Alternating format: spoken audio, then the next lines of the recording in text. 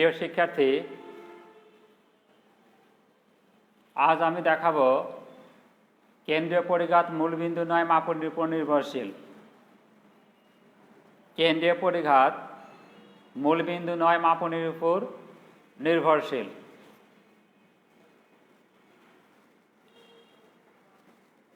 এটা দেখানোর জন্য আমি ধরে নেব কোনো চলক x এর n সংখ্যক মান x1, x2, x3 up to xn পদ সংখ্যা n যোজিত গড় x বার আনুমানিক গড় a, যেখানে x bar not equal to a। মনে করি কোনো চলক x এর n সংখ্যক মান x1, x2, x3 up to xn পদ সংখ্যা n যোজিত গড় x বার। মিউ আর যদি x এর আটতম কেন্দ্রীয় পরিঘাত হয় তবে mu r equal to summation xi minus x bar whole to the power r divided by n। কোন চলক x এর n সংখ্যক মান x1, x2, x3 up to xn পদ সংখ্যা n যোজিত গড় x বার। মিউ আর যদি x এর আটতম কেন্দ্রীয় পরিঘাত হয় তবে mu r equal to summation xi minus x bar whole to the power r divided by n। যেহেতু এটা x চলকের আটতম কেন্দ্রীয় পরিঘাত, অতএব এটাকে আমরা লিখতে পারি mu r x equal to summation xi minus x bar whole to the power r divided by n। এখন x চলকের মূল বিন্দু মাপনে পরিবর্তন করে পাই uy equal to xi minus a divided by c, যেখানে এটা মূল বিন্দু, সিটা হলো মাপনী। অর্থাৎ x চলকের প্রতিটা মান থেকে a পরিমাণ বাদ দিয়ে c দ্বারা ভাগ করা হয়েছে। x চলকের প্রতিটা মান থেকে a পরিমাণ বাদ দিয়ে c দ্বারা ভাগ।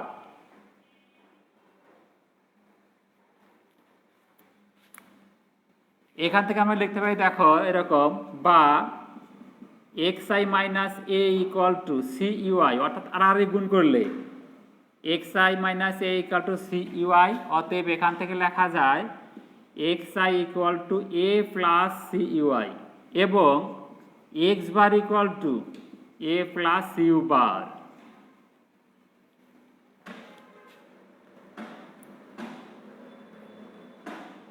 এই যে মান দুটো পেয়েছি, এই মান দুটো আমি mu r x equal to summation xi minus x bar whole to the power r divided by n এর মধ্যে বসাবো। বসালে কি আসবে? এখান থেকে mu r x equal to summation xi minus x bar whole to the power r divided by n equal to summation a plus ciui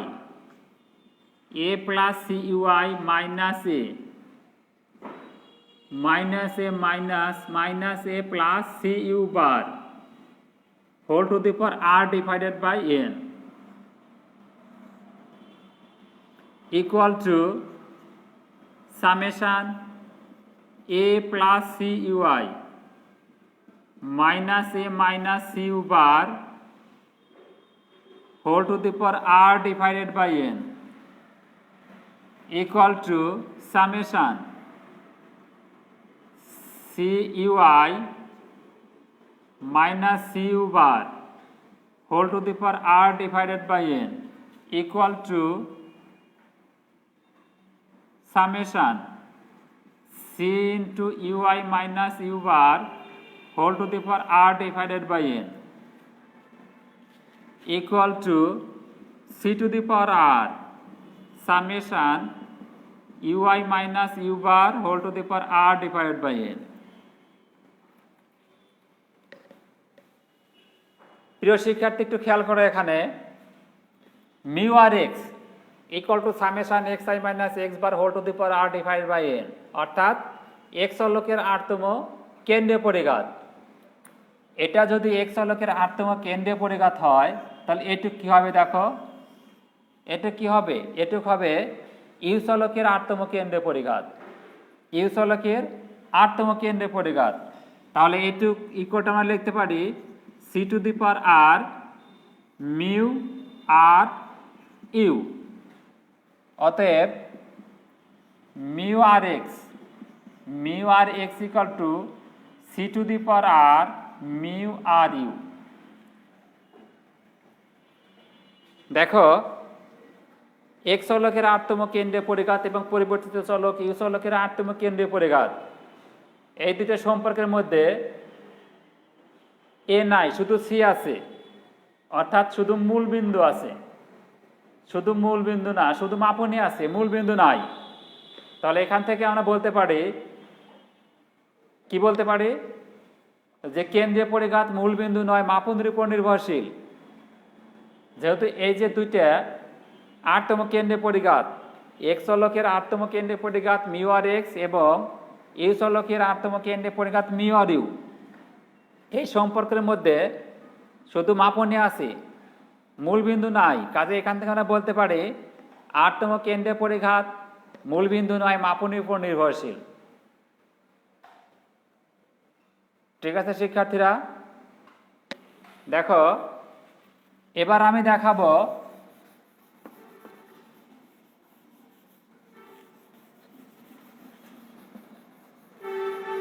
আটতম অসদিত পরিঘাত মূল বিন্দু নয় মাপনীর উপর নির্ভরশীল। আটতম অসদিত পরিঘাত মূল বিন্দু নয় মাপনীর উপর নির্ভরশীল। মনে করি কোনো চলক এক্স এর এন সংখ্যক মান x1 x2 x3 up to xn পদ সংখ্যা n যোজিত গড় x বার আনুমানিক গড় a।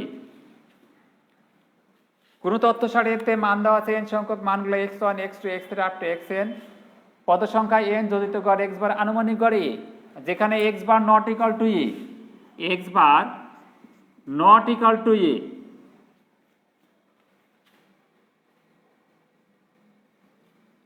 মিউ আর ড্যাশ,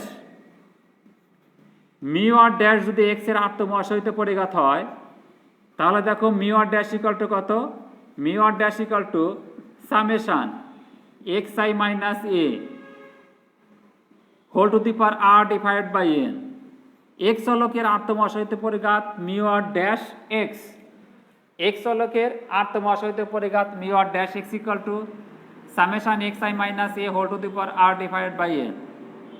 এখন x চলকের মূল বিন্দু মাপনী পরিবর্তন করব, x চলকের মূল বিন্দু মাপনী পরিবর্তন করে পাই পরিবর্তিত চলক uy equal to xi minus a divide by c, বা cuy equal to xi minus a। তাহলে শিক্ষার্থীরা দেখো এখানে আমরা লিখতে পারি mu r dash x, mu r dash x equal to summation cuy whole to the power r divided by n,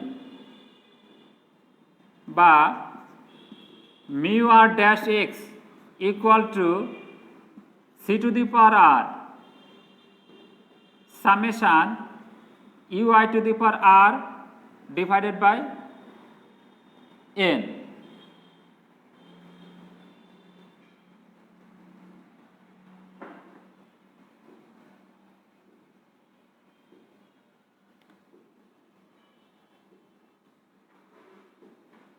অতএব mu r dash x equal to c to the power r mu r u dash.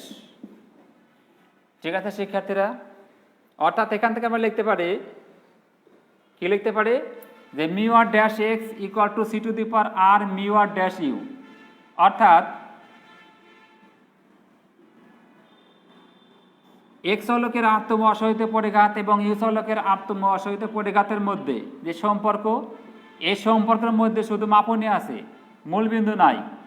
কাজে এখান থেকে কি বলা যাবে, এখান থেকে আমরা বলতে পারবো যে আটতম অসহিত পরিঘাত মূল বিন্দু নয় মাপনীর উপর নির্ভরশীল। আটতম অসহিত পরিঘাত মূল বিন্দু নয় মাপনীর উপর নির্ভরশীল।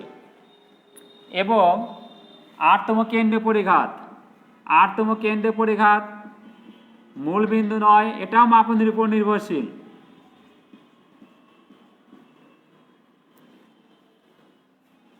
এখন যদি বলে দেখা হচ্ছে দ্বিতীয় কেন্দ্রে পরিঘাত মূল বিন্দু নয় মাপনের উপর নির্ভরশীল, অথবা তৃতীয় কেন্দ্রে পরিঘাত মূল বিন্দু নয় মাপনের উপর নির্ভরশীল, অথবা চতুর্থ কেন্দ্রে পরিঘাত মূল বিন্দু নয় মাপনের উপর নির্ভরশীল, তাহলে আমরা কিভাবে দেখাবো? দেখো, আর এর মান 2 বসাবো বা 2 বসাবো, তাহলে কত হবে? Mu 2x equal to c square mu 2u, অর্থাৎ দ্বিতীয় কেন্দ্রে পরিঘাত মূল বিন্দু নয় মাপনের উপর নির্ভরশীল। অনুরূপভাবে আর এর মান 3 বসালে কি হবে? দেখো, mu 3x equal to 3 c square বা c to the power 3 mu 2u। R এর মান 4 বসালে কি হবে? দেখো, mu 4x equal to c to the power 4 mu 4u, অর্থাৎ চতুর্থ কেন্দ্রে পরিঘাত মূল বিন্দু নয় মাপনের উপর নির্ভরশীল। কাজে আমরা এখান থেকে বলতে পারি যে আটতম কেন্দ্রে পরিঘাত মূল বিন্দু নয় মাপনের উপর নির্ভরশীল এবং আটতম অসহজ পরিঘাত মূল বিন্দু নয় মাপনের উপর নির্ভরশীল। ঠিক আছে শিক্ষার্থীরা, আজ আর নয়, আমার আগামী ক্লাস দেখার আমন্ত্রণ জানিয়ে আজকের ক্লাস আমি এখানে শেষ করছি। ধন্যবাদ সবাইকে।